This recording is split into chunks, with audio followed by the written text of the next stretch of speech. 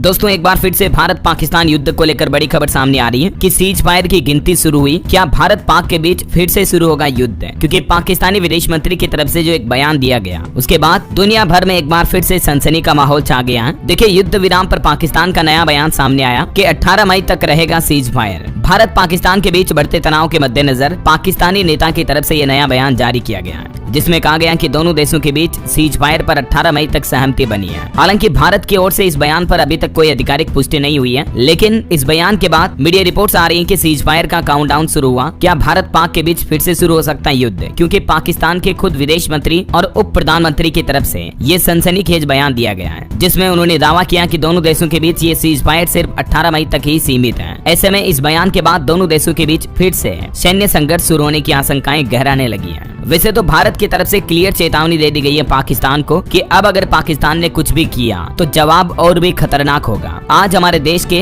रक्षा मंत्री राजनाथ सिंह ने भी पाकिस्तान को हिदायत देते हुए कहा कि ऑपरेशन सिंदूर अभी भी खत्म नहीं हुआ है, ये तो सिर्फ ट्रेलर देखा, समय आने पर दुनिया को पूरी पिक्चर भी दिखाएंगे। राजनाथ सिंह आज गुजरात के भुज एयरफोर्स स्टेशन पर पहुंचे और यहाँ ऑपरेशन सिंदूर की सफलता पर बात करते हुए रक्षा मंत्री राजनाथ सिंह ने कहा कि ये ऑपरेशन अभी भी खत्म नहीं हुआ है, ये तो बस ट्रेलर है, समय आएगा तो पूरी पिक्चर भी दिखाएंगे। जहां एक तरफ पाकिस्तान की तरफ से सीज फायर की तारीखें गिनी जा रही हैं, इस बीच रक्षा मंत्री के इस बयान के बाद पाकिस्तान में भी हड़बड़ी का माहौल देखा जा रहा है। वैसे तो अभी बॉर्डर वाले इलाकों वाले राज्यों में भी हालात सामान्य चल रहे हैं। राजस्थान, पंजाब, जम्मू कश्मीर से लेकर बॉर्डर के सभी जिलों में हालात अभी तो सामान्य है। भारत ने कहा कि अब अगर आगे पाकिस्तान से कोई बातचीत होगी तो डीजीएमओ से ही होगी और अब इसमें अमेरिका या कोई भी अन्य देश शामिल नहीं होगा। वहीं आज एक और बड़ी खबर सामने आई कि ऑपरेशन सिंदूर पर दुनिया को ब्रीफ करेंगे भारतीय सांसद। अमेरिका, यूके, दक्षिण अफ्रीका, कतर और यूएई जाएंगे और इस टीम में शशि थरूर और ओवैसी भी शामिल रह सकते हैं। तो वहीं इधर हमारे विदेश मंत्री डॉक्टर एस जयशंकर ने पहली बार अफगानिस्तान की तालिबान सरकार से भी बातचीत की, शुक्रिया कहा। अफगानिस्तान ने भारतीय रॉकेट हमले का पाकिस्तानी दावा भी खारिज किया था। विदेश मंत्री एस जयशंकर ने अफगानिस्तान के कार्यवाहक विदेश मंत्री मौलवी आमिर खान मुत्ताकी से फोन पर बातचीत की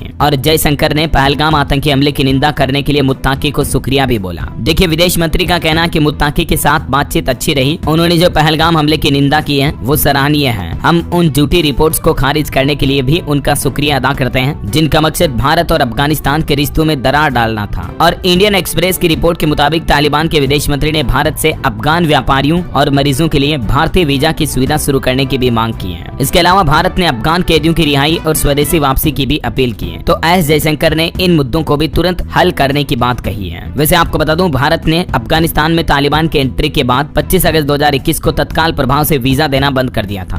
तालिबान की सत्ता आने के बाद वहां की सुरक्षा स्थितियों को देखते हुए ये फैसला लिया गया है ना। और सरकार का एक और बड़ा प्लान देखिए आप, पाकिस्तान के खिलाफ ऑपरेशन सिंदूर के बाद अब एक और बड़ा कदम उठाने जा रही गवर्नमेंट। रक्षा बजट में 50,000 करोड़ बढ़ाने का प्रस्ताव ला सकती है। आधुनिक हथियारों और तकनीक पर फोकस होगा। पाकिस्तान के खिलाफ अब सख्त कार्रवाई को बढ़ाने के लिए रक्षा बजट को इतना बढ़ाया जा सकता है, क्योंकि दोस्तों रक्षा मंत्रालय ने सरकार को फंड बढ़ाने का प्रस्ताव दिया है, जिसे संसद के नवंबर-दिसंबर के दौरान शीतकालीन सत्र में मंजूरी मिल सकती है। ये डेटा आप देख सकते हैं, पिछले 10 सालों में भारत का रक्षा बजट करीब 3 गुना तक बढ़ चुका है और भारत का सैन्य खर्च पाकिस्तान से 9 गुना तक ज्यादा है। भारत के सैन्य बजट का 75% सैलरी और पेंशन पर खर्च होता है। और वहीं सीडीएस और तीनों सेनाओं के चीफ आज देश की राष्ट्रपति द्रौपदी मुर्मू से भी मिले, एक बार फिर से ऑपरेशन सिंदूर के आगे की प्लानिंग की जानकारी दी। अब ऐसे में सबसे बड़ा सवाल यह है कि भारत पाकिस्तान के बीच डीजीएमओ फिर से संघर्ष विराम पर बातचीत कर सकते हैं, क्योंकि दोस्तों अभी तक 18 मई तक ही ये सीज फायर का समझौता बना हुआ है। देखिए पाकिस्तानी विदेश मंत्री इसाक डार इस मुद्दे पर क्या बोले। जियो न्यूज की रिपोर्ट के मुताबिक डार ने उच्च सदन को बताया कि पहले जो डीजीएमओ की बातचीत हुई उस दौरान युद्ध विराम को 12 मई तक बढ़ा दिया गया था। फिर 12 मई को जो बातचीत हुई उसमें युद्ध विराम को 14 मई तक बढ़ाया गया और फिर 14 मई को जो आगे की बातचीत हुई उस